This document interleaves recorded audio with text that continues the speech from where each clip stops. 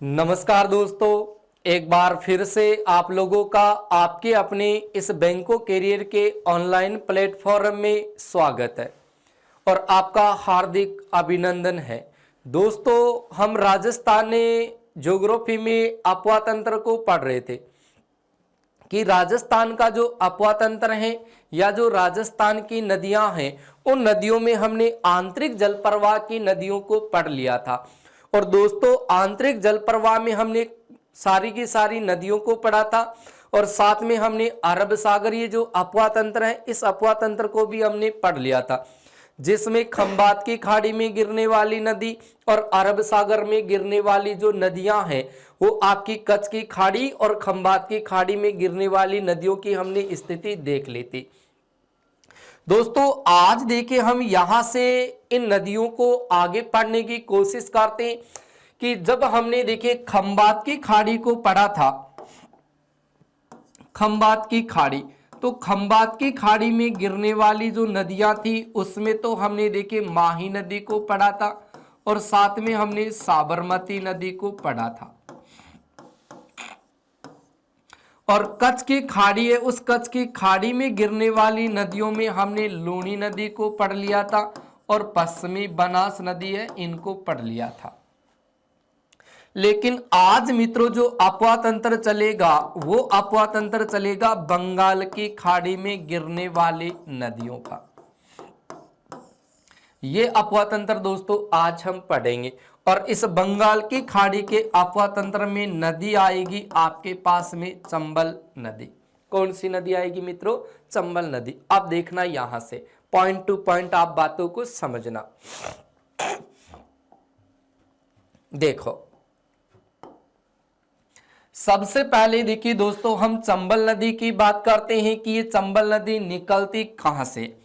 तो सबसे पहले तो आप देखो राजस्थान का मानचित्र आप याद रखना कि ये आपके सामने राजस्थान का मानचित्र है और इस मानचित्र में आपके सामने जो चंबल नदी है वो कहां कहां बहती है और कहां से निकलती है।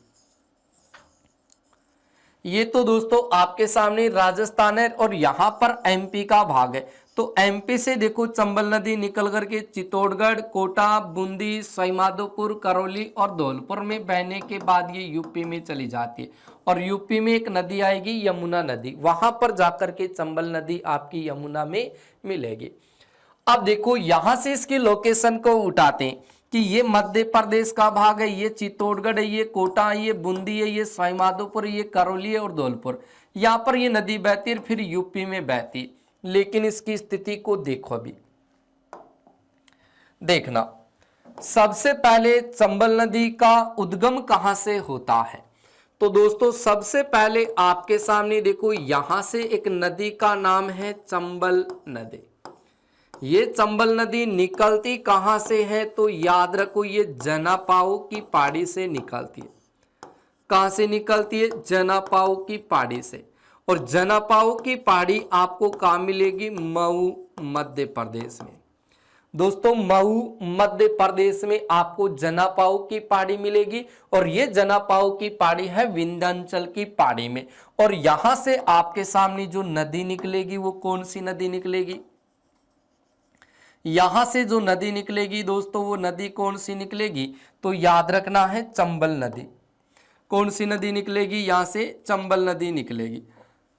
अब ये चंबल नदी देखो जनापाओ की पहाड़ी मऊ मध्य प्रदेश से निकलने के बाद देखिए दोस्तों ये नदी आपके सामने कहां कहां पर बहती है। ये नदी आपके सामने कहां कहां बहती है।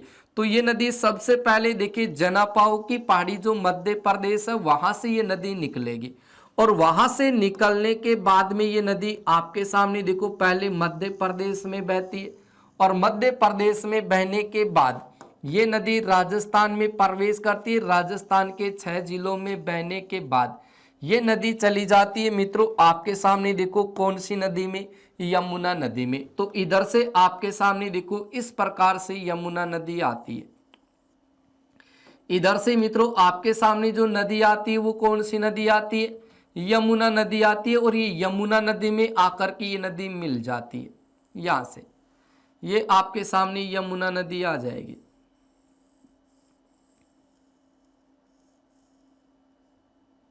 ये यमुना नदी है। अब देखो, यानी चंबल नदी आपके सामने देखो, चंबल नदी जनापाव की पहाड़ी मऊ मध्य प्रदेश से निकले और वहां से निकलने के बाद में देखो मित्रों, ये नदी आपके सामने कहां जाकर मिलती है, तब आप याद रखो इटावा। और इटावा आपको कहां मिलेगा, मुरादगंज में मिलेगा। और ये मुरादगंज कहां है, यूपी में है। वहां पर ये चंबल नदी क्या करेगी, ये चंबल नदी आपकी यमुना नदी में जाकर के मिल जाएगी। यहां पर है आपके सामने दोस्तों यमुना नदी, ये यमुना नदी में जाकर के मिल जाती है। अब ये जब चंबल नदी जनापाव की पहाड़ी मऊ मध्य प्रदेश से निकलती है, तो यहां से निकलने के बाद ये नदी देखो सबसे पहले कहां प्रवेश करती है, तब तो याद रखो ये 84गढ़ में प्रवेश करती है। और 84गढ़ मित्रों आपके सामने है कहां, तो याद रखना है आपको चित्तौड़गढ़ में है। ये 84गढ़ चित्तौड़गढ़ में ये नदी प्रवेश करती है। और प्रवेश करने के बाद में दोस्तों ये नदी आपके सामने देखो कौन कौन से जिलों में बहती है। तो मित्रों सबसे पहले तो ये नदी चित्तौड़गढ़ जिले में बहेगी, उसके बाद में ये नदी कोटा जिले में बहेगी, उसके बाद में ये नदी राजस्थान के बूंदी जिले में बहेगी, और बूंदी के बाद में ये नदी सवाईमाधोपुर जिले में बहेगी, और सवाईमाधोपुर के बाद में ये नदी करौली जिले में बहेगी, और करौली के बाद में ये नदी आपके सामने कहां बहेगी, धौलपुर जिले में। ये नदी आपके सामने देखो कहां बहेगी, धौलपुर जिले में। ये नदी करौली के बाद में दोस्तों कहां बहेगी, धौलपुर जिले में। और धौलपुर जिले में बहने के बाद में ये नदी चली जाती है यूपी में, और यूपी में आपको स्थान मिलेगा इटावा मुरादगंज, जहां पर ये चंबल नदी यमुना नदी में जाकर के मिल जाएगी। तो ये राजस्थान के 6 जिलों में बह रही है। अब 6 जिलों में जब आप देखोगे तो देखिए चित्तौड़गढ़, कोटा और बूंदी, यानी चित्तौड़गढ़, कोटा और बूंदी में तो ये चंबल नदी आपके सामने एक संकीर्ण घाटी के रूप में बहेगी,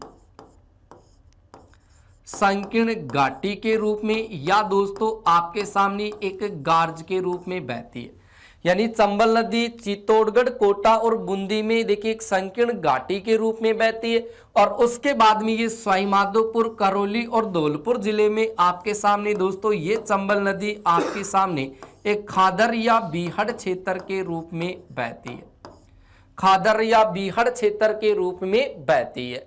उसके बाद ध्यान रखो कि ये नदी 84गढ़ जब चित्तौड़गढ़ में जब चंबल नदी प्रवेश करती है, तो मित्रों यहां पर जैसे ये नदी प्रवेश करेगी, जैसे ये नदी प्रवेश करेगी तो ये नदी क्या करती है, यहां से ये चंबल नदी 84गढ़ चित्तौड़गढ़ में प्रवेश करने के बाद में ये नदी ऊपरमाल का जो पठार है दोस्तों, ऊपरमाल का पठार, इस ऊपरमाल के पठार से ये नदी नीचे गिरती है।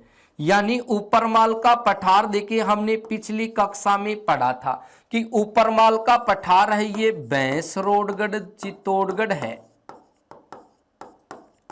भैंसरोडगढ़ चित्तौड़गढ़ और बिजोलिया भीलवाड़ा।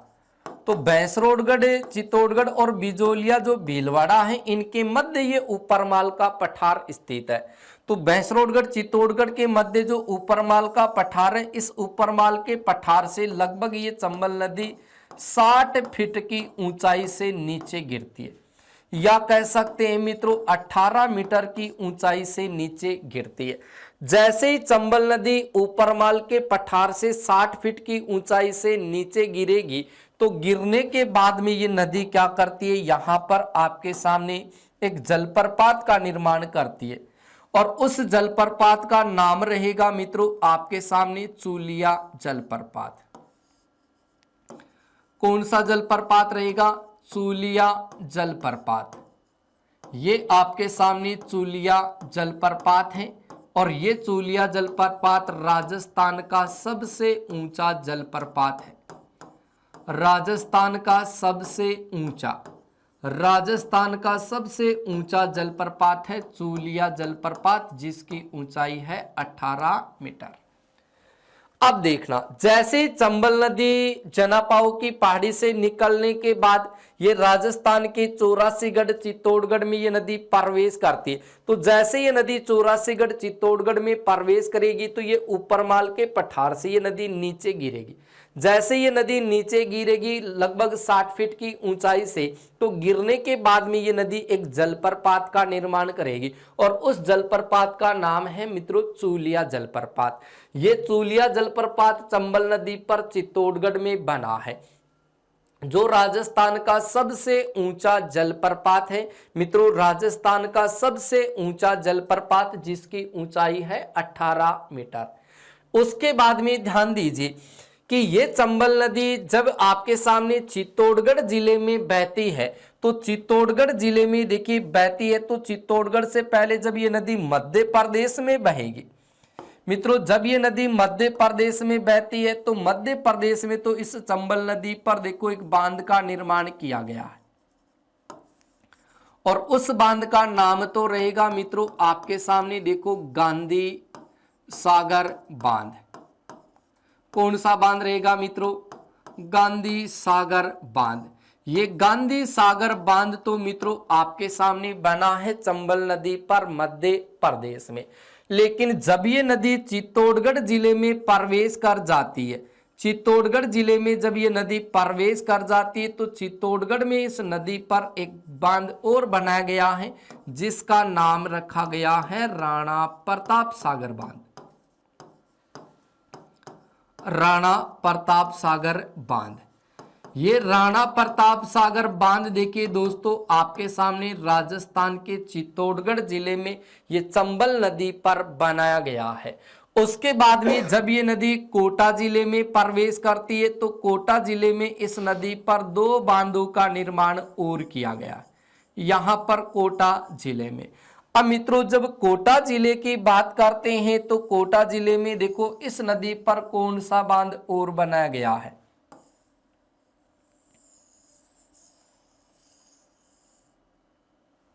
देखना, कोटा जिले की बात करते हैं तो कोटा जिले में दोस्तों एक तो यहां पर बांध बनाया गया है जिसका नाम तो है जवाहर सागर बांध।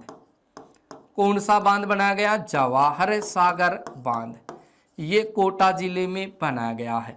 उसके बाद में दूसरा बांध आपके सामने यहां पर कोटा बैराज का निर्माण है वो किया गया है, कोटा बैराज का।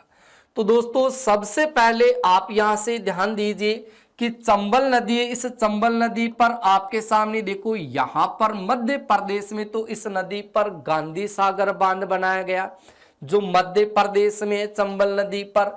उसके बाद में चित्तौड़गढ़ जिले में चंबल नदी पर राणा प्रताप सागर बांध का निर्माण किया गया चित्तौड़गढ़ में। उसके बाद में कोटा में जवाहर सागर बांध का निर्माण चंबल नदी पर किया गया और उसके बाद में कोटा बैराज का निर्माण किया गया। यानी कहने का मतलब मित्रों ये हुआ कि जो चंबल नदी आपके सामने बह रही है, चंबल नदी जो आपके सामने बह रही है, इस चंबल नदी पर आपके सामने देखिए कुल 4 बांध बने हैं। कितने बांध बने? 4 बांध बने। लेकिन इस चंबल नदी पर राजस्थान में आप देखें तो राजस्थान में इस नदी पर 3 बांध बने हैं। मध्य प्रदेश में देखो गांधी सागर है, राणा प्रताप सागर, जवाहर सागर, कोटा बैराज, ये 3 बांध राजस्थान में। तो चंबल नदी पर कुल 4 बांध बने हैं और राजस्थान में चंबल नदी पर कुल 3 बांध बने हैं। और ये चंबल नदी विश्व की एकमात्र ऐसी नदी है, ये विश्व की एकमात्र दोस्तों ऐसी नदी है जिस पर 100 किलोमीटर के दायरे में 100 किलोमीटर के दायरे में 3 बांधों का निर्माण है वो किया गया। तो दोस्तों ऐसा प्रश्न यदि आपसे पूछे कि विश्व की ऐसी कौन सी नदी है जिस पर 100 किलोमीटर के दायरे में 3 बांधों का निर्माण किया गया, वो नदी आपके सामने कौन सी है? चंबल नदी है। मित्रों कौन सी नदी है? चंबल नदी है। और इन 4 बांधों में अगर मित्रों सबसे बड़ा बांध पूछे कि चंबल नदी पर 4 बांध बने, उन 4 बांधों में सबसे बड़ा बांध तो कौन सा है? गांधी सागर बांध है। और उसके बाद में मित्रों आपसे ये कहें कि क्षेत्रफल और भराव की दृष्टि से चंबल नदी पर सबसे बड़ा बांध कौन सा है। तो मित्रों यहां से ध्यान रखना कि क्षेत्रफल और भराव की दृष्टि से सबसे बड़ा बांध कौन सा है, तो आप लोगों को बताना है राणा प्रताप सागर बांध। और जो जवाहर सागर बांध है दोस्तों, जो जवाहर सागर बांध है, इस जवाहर सागर बांध को कहा जाता है एक पिकअप बांध। क्या कहा जाता है इसको, एक पिकअप बांध कहा जाता है, क्योंकि गांधी सागर बांध का जल आता राणा प्रताप सागर में, राणा प्रताप सागर का जल आता है जवाहर सागर में। तो जवाहर सागर बांध को मित्रों कहा जाता एक पिकअप बांध। क्या कहा जाता है, पिकअप बांध। उसके बाद में दोस्तों इस कोटा जिले की जब बात करते हैं, कोटा जिले की जब हम बात करते हैं तो दोस्तों यहां से ध्यान रखना कि कोटा में इस नदी पर देखो यहां पर एक हैंगिंग ब्रिज का निर्माण किया गया। कौन से ब्रिज का निर्माण किया गया है, हैंगिंग ब्रिज का निर्माण है वो किया गया है कोटा जिले में चंबल नदी पर। और ये कोटा जिले की जब बात करते हैं तो कोटा जिला है वो कोटा जिला इसी नदी के किनारे पर बसा हुआ है। याद रखना कोटा जिला है वो आपके सामने कौन सी नदी के किनारे पर बसा है, चंबल नदी के किनारे पर बसा है। और यहां चित्तौड़गढ़ जिले में दोस्तों एक स्थान है जिसका नाम है रावत बाटा, ये भी चंबल नदी के किनारे बसा है। और बूंदी की बात करें तो बूंदी में एक स्थान है जिसका नाम है केशोराय पाटन। मित्रों केशोराय पाटन, तो केशोराय पाटन है ये बूंदी में है और रावत बाटा है ये चित्तौड़गढ़ में। दोनों के दोनों शहर इस चंबल नदी के किनारे बसे हुए। और कोटा खुद जिला है वो भी चंबल नदी के किनारे पर बसा है। और कोटा में हैंगिंग ब्रिज है वो चंबल नदी के किनारे पर बना हुआ है। उसके बाद में दोस्तों कोटा में आपको एक महल मिलेगा जिसका नाम रखा गया है अभेड़ा महल। ये दोस्तों अभेड़ा महल कौन सी नदी के किनारे पर बना है, तो याद रखना है चंबल नदी के किनारे पर बना है। उसके बाद में जब ये नदी धौलपुर जिले में प्रवेश करती है तो धौलपुर जिले में इस चंबल नदी के किनारे पर एक दुर्ग बना है और उस दुर्ग का नाम है शेरगढ़ दुर्ग। कौन सा दुर्ग है मित्रों, शेरगढ़ दुर्ग है। ये शेरगढ़ दुर्ग चंबल नदी के किनारे पर धौलपुर जिले में बना और इसी शेरगढ़ दुर्ग को कहा गया है दक्षिण का द्वारगढ़। दोस्तों क्या कहा गया, दक्षिण का द्वारगढ़। तो दक्षिण का जो द्वारगढ़ है वो किसको कहा गया है, दक्षिण का द्वारगढ़। तो दक्षिण का द्वारगढ़ है ये आपके सामने कौन से दुर्ग को कहा गया है, शेरगढ़ दुर्ग को कहा गया जो चंबल नदी के किनारे पर धौलपुर जिले में बना है। उसके बाद में मित्रों एक शेरगढ़ दुर्ग आपके सामने राजस्थान में और मिलेगा, लेकिन वो शेरगढ़ दुर्ग आपका परवन नदी के किनारे पर होगा। कौन सी नदी के किनारे होगा, परवन नदी के किनारे। और परवन नदी के किनारे पर आपके सामने ये 12 जिले में मिलेगा। कहाँ मिलेगा, 12 जिले में। और उस दुर्ग को कहा जाता है कोसवर्धन दुर्ग, कोसवर्धन दुर्ग। तो मित्रों यहां से दो प्रकार की स्थिति आएगी कि शेरगढ़ दुर्ग है जो धौलपुर जिले में चंबल नदी के किनारे बना है, उस दुर्ग को तो आपके सामने क्या कहा गया है, दक्षिण का द्वारगढ़ कहा गया है। क्या कहा गया है, दक्षिण का द्वारगढ़। लेकिन जो दूसरा शेरगढ़ दुर्ग है ये दुर्ग आपका परवन नदी के किनारे पर बना है 12 में, जिसको कहा गया है कोसवर्धन दुर्ग। तो ये बात भी आपको साथ के साथ याद करनी है। इतनी बात क्लियर हुई। उसके बाद में मित्रों ध्यान रखिएगा कि ये चंबल नदी जब सवाईमाधोपुर, करौली और धौलपुर जिले में बहती है तो इधर से देखिए आपके सामने ये मध्य प्रदेश का हिस्सा है और इधर आपके सामने राजस्थान का हिस्सा है। तो ये चंबल नदी क्या करती है, ये राजस्थान और मध्य प्रदेश है, इनके बीच में ये नदी अंतर्राज्यीय सीमा का निर्धारण करती है। दोस्तों यहाँ पर ये नदी अंतर्राज्य सीमा का निर्धारण करती है। लगभग 241 किलोमीटर की यहाँ पर ये अंतर्राज्य सीमा है, ये बना लेती है। कौन सी नदी?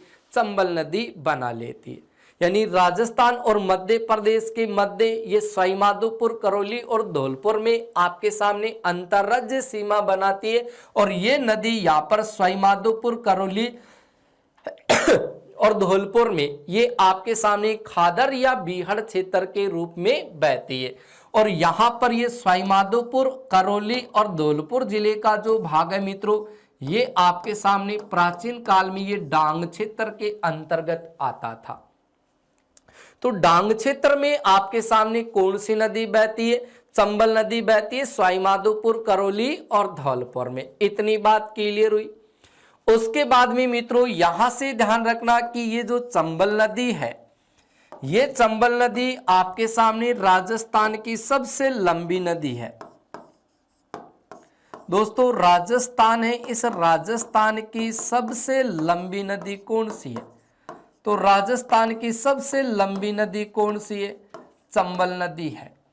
और यहां से मित्रों ध्यान रखना कि राजस्थान की सबसे लंबी नदी तो चंबल नदी है, लेकिन राजस्थान में बहने वाली सबसे लंबी नदी कौन सी है? तो वो नदी फिर चंबल की एक सहायक नदी आ जाएगी मित्रों। कौन सी नदी? बनास नदी हो जाएगी। वो बनास नदी राजस्थान में बहने वाली सबसे लंबी नदी है। और राजस्थान की सबसे लंबी नदी कौन सी है? चंबल नदी है। अब मित्रों वापस आएंगे आप यहां से, तो इस चंबल नदी को देखिए किस किस उपनाम से पुकारा जाता है। तो मित्रों यहां से हम देखिए इनके उपनामों को पढ़ते कि चंबल नदी को किस किस उपनाम से पुकारा गया है। देखो, यानी चंबल नदी है, इस चंबल नदी को मित्रों आपके सामने किस किस नाम से पुकारा गया? तो सबसे पहले आप याद रखो, इस नदी को चर्मणवती नदी कहा गया है। कौन सी नदी कहा गया? इसको चर्मणवती नदी कहा गया। इस चंबल नदी को ही आपके सामने राथा नदी कहा गया है। कौन सी नदी कहा गया है? राथा नदी कहा गया। इसी चंबल नदी को मालव की गंगा कहा गया है। मालव की गंगा, इसको मालव की गंगा कहा गया। इसके अलावा इस नदी को आपके सामने नित्यवाही नदी कहा गया है। नित्यवाही नदी। इसके अलावा इस नदी को सदावाहिनी नदी कहा गया है। सदावाहिनी नदी, सदावाहिनी नदी कहा गया है। इसके अलावा इस नदी को राजस्थान की कामधेनु कहा गया है। राजस्थान की कामधेनु कहा गया है। इसके अलावा इस नदी को आपके सामने बारहमासी नदी कहा गया है। बारहमासी नदी। तो देखिए दोस्तों कितने सारे उपनाम हो रहे।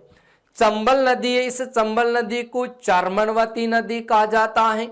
इसको राथा नदी कहा जाता है। इसको मालव की गंगा कहा जाता है। इसको नित्यवाही नदी कहा जाता है। इसको सदावाहिनी नदी कहा जाता है। इसको राजस्थान की कामधेनु कहा जाता है। इसको बारहमासी नदी कहा जाता है।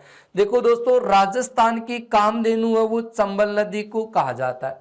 चंबल नदी को कहा जाता है। और राजस्थान की कामधेनु वो कौन सी भेड़ की नस्ल को कहा जाता है? तो आपके सामने देखिए एक भेड़ की नस्ल आती है, उस नस्ल को भी राजस्थान की कामधेनु कहा जाता है।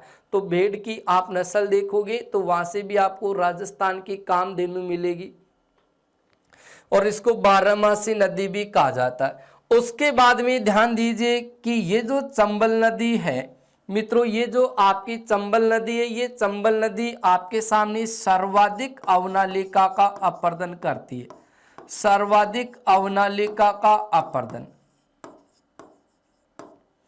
राजस्थान में सबसे ज्यादा अवनालिका का अपर्दन है वो कौन सी नदी करती है? तो याद रखना है चंबल नदी करती है। और ये सबसे ज्यादा अवनालिका का अपर्दन मित्रों कहाँ करती है? कोटा जिले में करती है। उसके बाद में ये नदी सर्वाधिक सतही जल वाली नदी मानी गई है। दोस्तों सर्वाधिक सतही जल वाली नदी, सतही जल वाली नदी।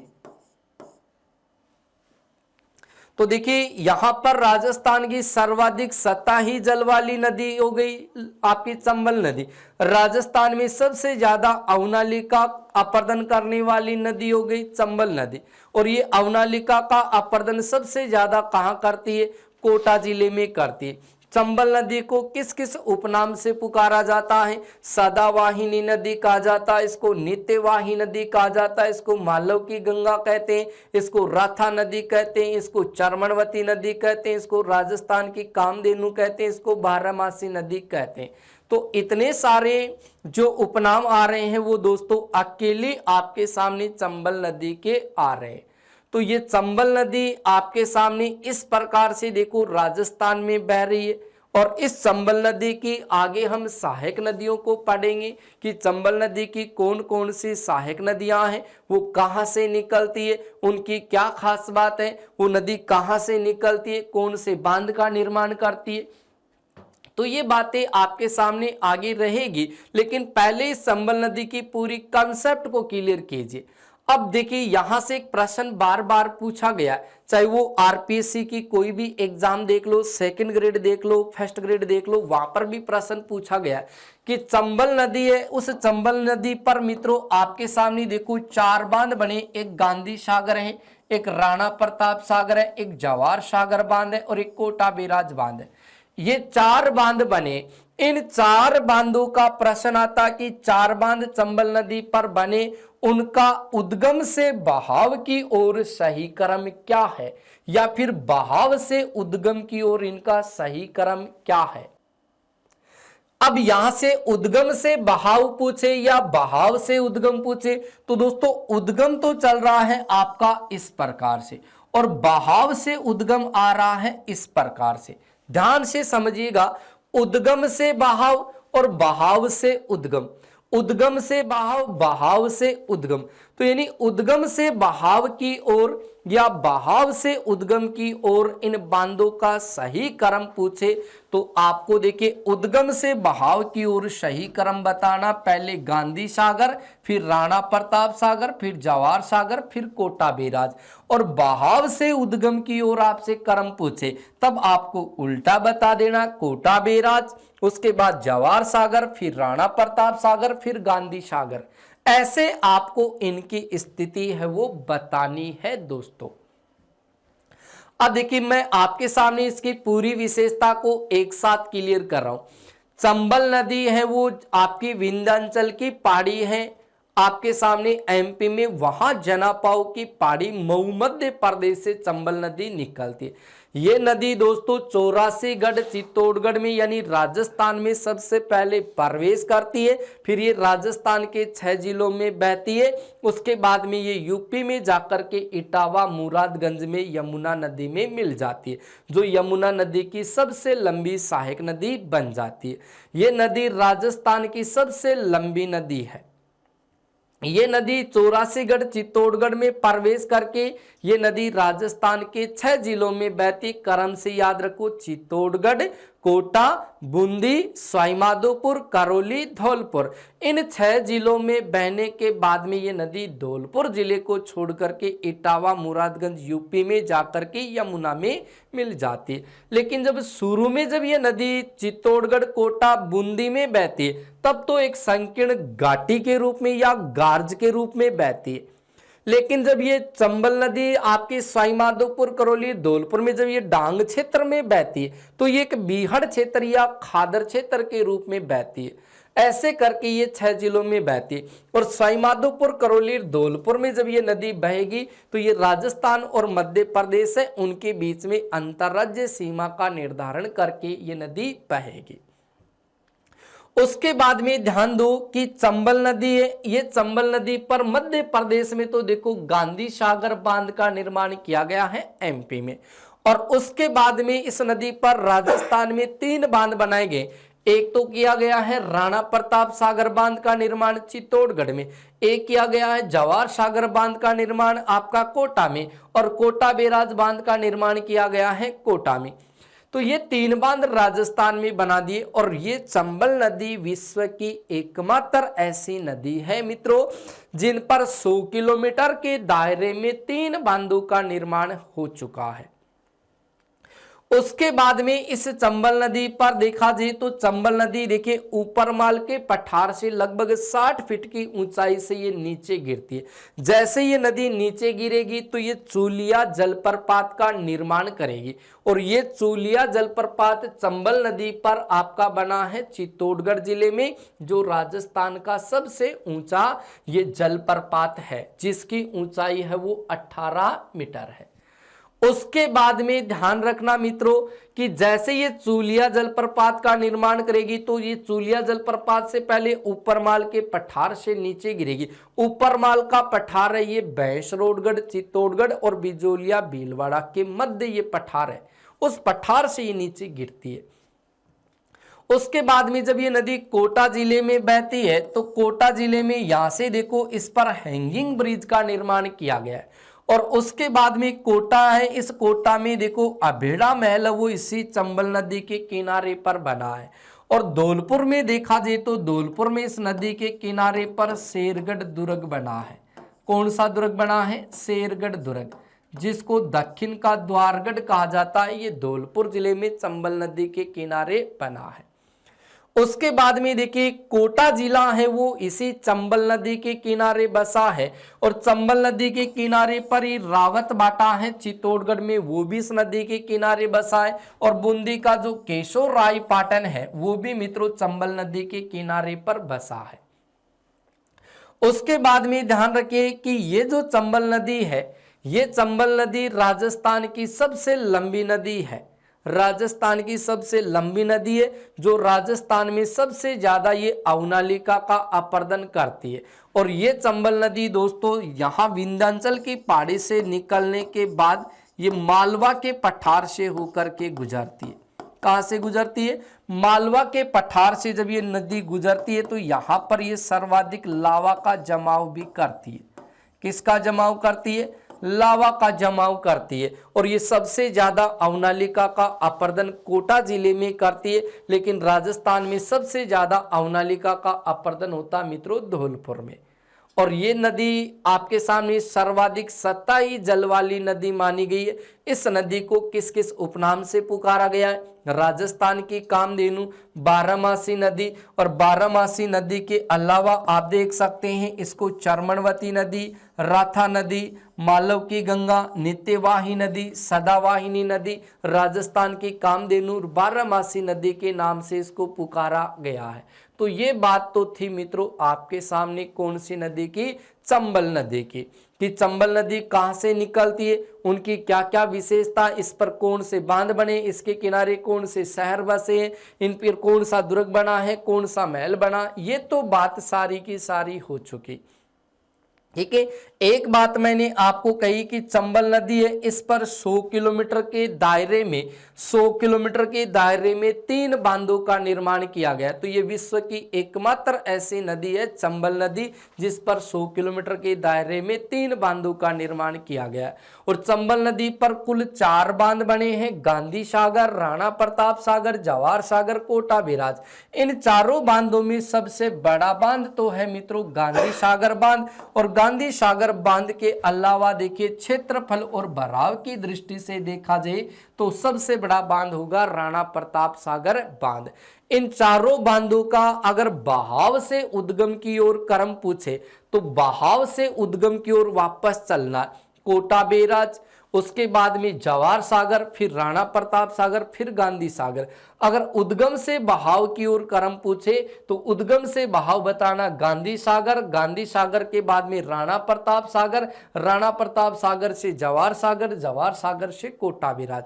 ऐसे आपको इनका क्रम है वो बताना है। तो ये तो दोस्तों आपकी चंबल नदी। अब चंबल नदी है तो चंबल नदी की सहायक नदियां कौन कौन सी है और वो मित्रों कहां कहां से निकलती है, उनकी क्या क्या खास बात है, उनकी क्या क्या विशेषता है। तो ये चंबल नदी की बात यहां से दोस्तों हमने आज यहां से पढ़ी और हम नेक्स्ट वीडियो में जब इनकी चर्चा करेंगे तो नेक्स्ट वीडियो में चर्चा हम इस चंबल नदी की सहायक नदियों को लेकर के करेंगे कि चंबल नदी की सहायक नदी कौन कौन सी आती है, उनके नाम क्या क्या हैं, वो कहाँ से निकलती है, कहाँ पर आकर के चंबल नदी में मिल जाती है। तो ये बात रहेगी दोस्तों चंबल नदी की सहायक नदियों की नेक्स्ट वीडियो में। तब तक आप बने रहेगा, इसका साथ में आप स्क्रीनशॉट ले लें, साथ के साथ आप इन सारी चीज़ों को एक साथ अपनी जो कॉपी है उसमें आप इनको नोट कर लें, नोट कर लेना दोस्तों इनको। और यदि आपको ये वीडियो अच्छा लगा है तो आप इस वीडियो को शेयर है वो जरूर करें। और यहाँ से देखिए दोस्तों, आज आप इस चैनल पर अगर नए हैं और अभी तक आपने इस चैनल को सब्सक्राइब नहीं किया है तो प्लीज आप पहले इस चैनल को सब्सक्राइब कर ले, ताकि यहाँ से जो भी वीडियो अपलोड होगा उसका पहला नोटिफिकेशन दोस्तों आपको मिलेगा। ठीक है दोस्तों, मिलते हैं नेक्स्ट वीडियो में, तब तक बने रहिएगा आप इस चैनल के साथ। Thank you.